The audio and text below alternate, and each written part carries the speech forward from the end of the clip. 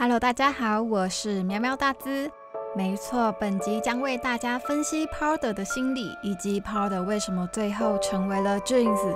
还是孩子的他，当时到底在想什么呢 ？Sokol 是如何养育 Jeans 的？为什么最后会说 Don't cry, you're perfect。而又是哪些因素成为造就 Jeans 的关键呢？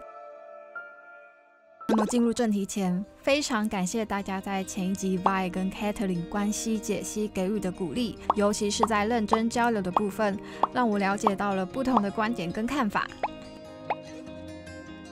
也欢迎点入这支影片的朋友们，也可以前往上一集观看。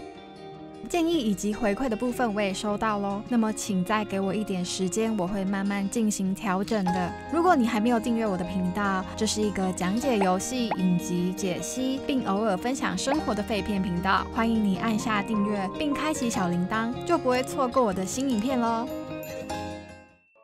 回归正题，老实说 Jeans 跟 Vi、Catherine 那一集的脚本是差不多时间写完的，但为什么后来决定先做 Vi 跟 Catherine 的呢？除了因为百合好香以外，最大的原因是 Jeans 的这段过程相较于隔壁的谈恋爱过程真的是太痛苦了。动画因为多视角穿插的关系，所以就算再痛苦，还是可以从其他地方获得喘息的空间。但你如果单纯看 Jeans 的片段，会发现 Jeans 除了要面对创伤带来的压力外，还有一连串的痛苦以及不安全感，这是一段非常不舒服的过程。所以 Jeans 这支影片我很早就写完，却做得出奇的慢。我们最开始对 Jeans 的印象就是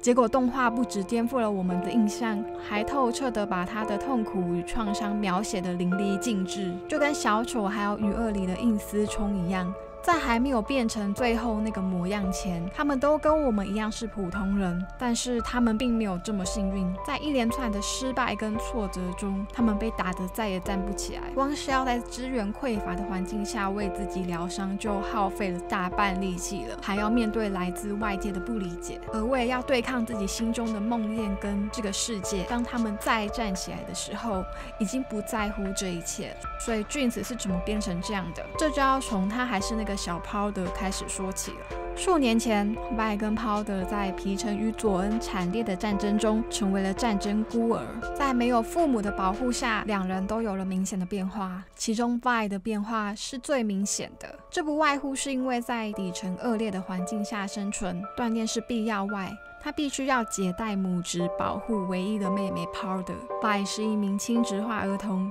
所以可以看出他在各方面都非常有意识的想要保护妹妹，想要创造出一个很好的世界。那对 Powder 呢？因为旁边有 Vi 的比对，所以刚开始很难看出对 Powder 到底有什么样的印象。但切记，打从他们失去双亲的那一刻起，家庭功能就已经缺失了。环境方面，底层的环境别说是受教育，连最基本的生存都成问题了。当你每天要顾虑明天有没有饭吃，会不会突然被打，会不会突然无家可归时，身边又有很多可能会让你误入歧途的诱惑时，哪还有心思放在学习身上啊？所以过去班上成绩不好的人，有时可能是因为他们没有足够良好的环境，或本身天赋不在课业上。而剧情中这些生存上的风险，虽然可以看出很多时候是 Vi 在扛，但在一旁的 Powder 同时也承担着一部分的压力。学习上，我们可以看到 Powder 无论是在创作还是在射击都很有天赋， Vi 也对这份天赋给予了很高的肯定。这份肯定，或者说来自家庭的支持，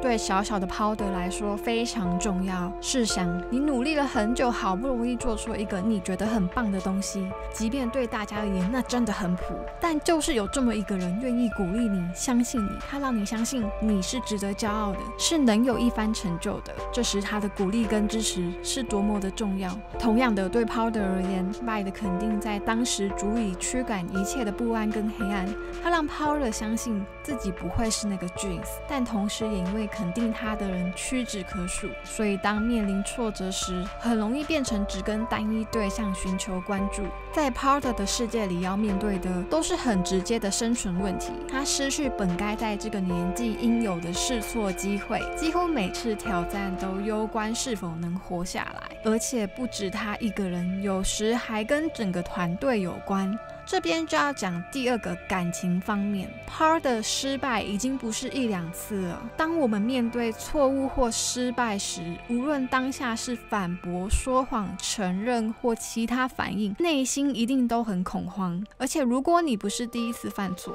那更是会非常恐慌，因为你知道接下来势必会遭受到指责，而且你知道如果不为自己辩驳，没人会帮你。Powder 就是受到一次次的指责。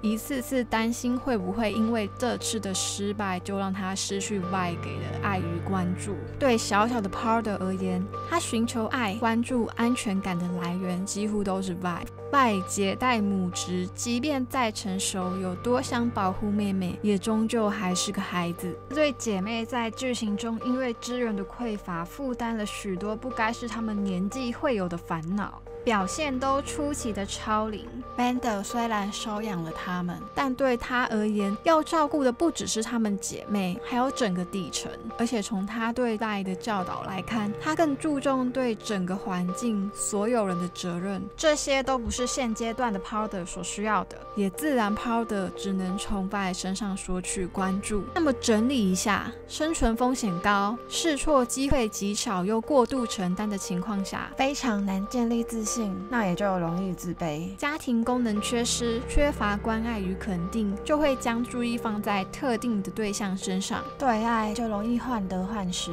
最后，伙伴的不信任，缺少归属感，为了得到认可而试图证明自己的能力，以上种种原因都促使 Powder 最终选择错误的决定，造成无法挽回的后果。而且他知道这个结果糟糕透了，就完全超出他这个年龄可以处理的范围。在极度恐慌与罪恶感的情况下， Vi 此时的反应跟想法就很重要了。那个曾经无论他再怎么失败都会保护他再怎么自卑都会肯定他，给予他无限温暖与爱的姐姐，动手打了他，头也不回地离开了。那一刻 Powder 面对失去的爱，无助又痛苦，同时心理层面还要处理自己害死所有人的罪恶感。而 Soko 此刻的关心，无疑成为了他在被抛弃及罪恶感的创伤中唯一的抚木。Soko 在 Powder 身上投影了那曾经被背叛的自己。他对 Powder 说的话，除了对被抛弃、被背叛的痛苦感同身受外，同时也是对曾经的自己说的。Soko 给了他一个新的身份及名字 Jinx， 好让他可以舍弃过去Powder承受的种种压力与罪恶感。而且我相信 Soko 在 Powder 成长的过程中，给了他所需要的一切安全感、关注、包容跟爱。正因为这些基本的需求，才让 Powder 有足够的空间得以发挥他的长才。从两人互动中也可以看到他们的关系是非常非常亲密的。Soko 对 Jinx 的爱跟包容，甚至到有点纵容的地步。而 Soko 之所以这么包容，无疑是因为他知道 Jinx 在犯错后的第一个反应是什么。但事实证明，即便换了一个身份跟名字，都无法抹灭做过的事情、生活过的痕迹。而 Jinx 自然也无法逃脱 Powder 当年犯错所留下的罪恶感。对比隔壁的培养感情 ，AKA 谈恋爱 ，Jinx 这边有的时候很多都是。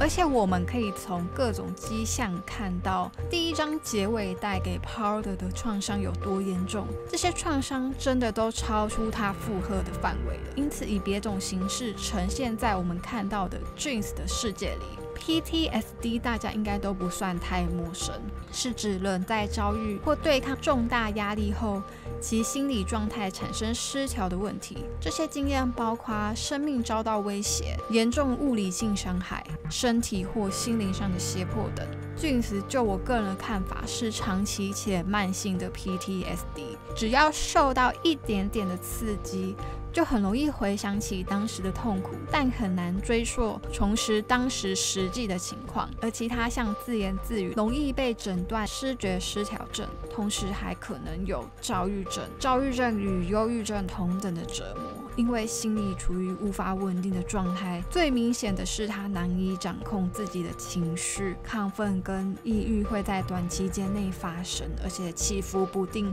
判下决策通常都很难设想后果，这也是为什么他冒着风险不计后果的做危险的事。他想要的结果是留住 Sokol 对他的爱跟信任。当他一个人承担着创伤带来的压力，抱着一丝期待与 Vi 重逢时，他变回了那个无助、需要姐姐关注的妹妹 Powder。从 Powder 的反应可以得知，他一直期待着再见到 Vi。他心里的小女孩 Powder 一直记得Vi 儿时给予的爱与肯定，但他同时也清楚自己变了。Caitlin 的出现也给他带来很大的压力，因为他的身份不只是上层的人，而且还是执法者。与 Caitlin 同行，就 Jeans 的立场来看，是某种程度上的背叛，而 Caitlin 也是让 Jeans 投影自我谴责、自卑的对象。同时，面对曾经被Vi抛弃的创伤 ，Caitlin 成为了竞争爱、夺走姐姐的罪魁祸首。也因为罪恶感，所以看到的世界跟对象也才无形间以他最害怕的样貌呈现。说起来，关于 Powder 跟 Vi 到底是不是亲姐妹，我想母亲的仪容跟幻影可以说明一切。Jeans 身为 Powder 的这段过去非常重要，因为那是他在遭遇重大创伤前还保留着单纯快乐的日子。他愤怒地回忆 Vi 的身影，自己此时的程度与他相当，但 Vi 却不在了。他留着与儿时同样的习惯，但 Vander 也不在了。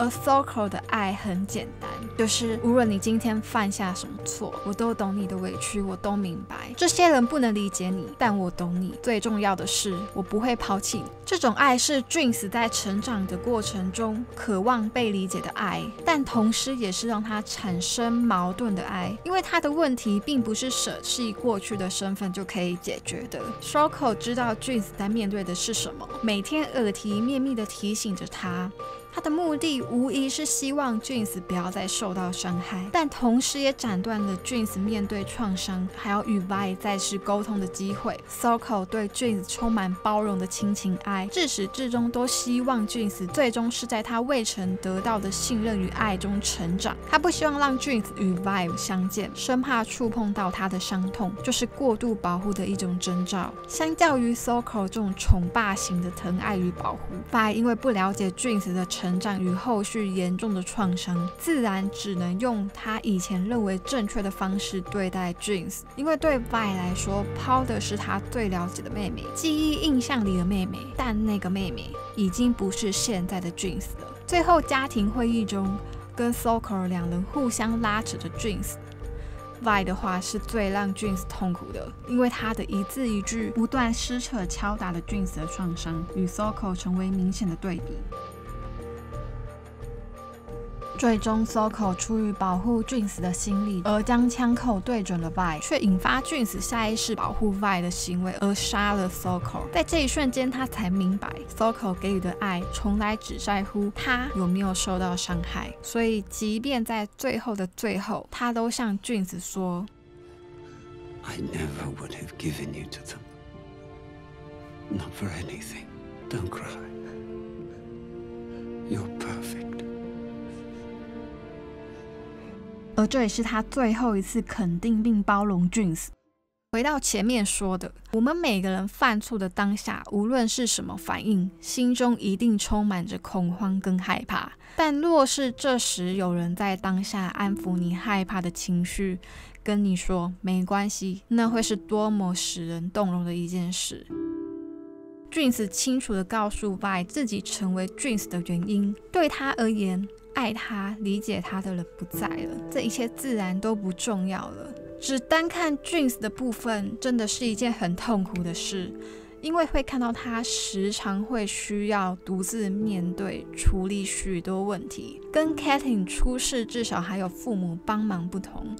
他聪明、有才华、有创造力，但过去的创伤会让他因为一点小小的刺激就受到剧烈的影响，而每次的影响都需要花时间去平复，才能继续接下来的生活。Jinx 的课题围绕在当年的创伤中，而创伤就这么伴随着成长一路跟到了现在，并逐渐成为了我们所熟悉的样子。就如阿德勒所说的，幸运的人用童年治愈一生，不幸的人用一生治愈童年。我做完这一集心情是非常沉重，不知道大家又是怎么想的呢？欢迎到下方留言处跟我分享你的心得跟看法。影片的最后，我也出于个人私心想推荐2个游戏，分别是无尽梦魇以及佛兰的悲惨之旅。虽然跟 Jinx 的情况不同，但能让玩家感受在病魔缠身的情况下，要面对的是什么样的干扰跟痛苦。那么喜欢本次的影片，也别忘记分享给所有看完奥数想找人讨论 Jinx 聊聊剧情的朋友。订阅我的频道，按下小铃铛就不会错过新影片咯。我是喵喵大资，我们下次再见。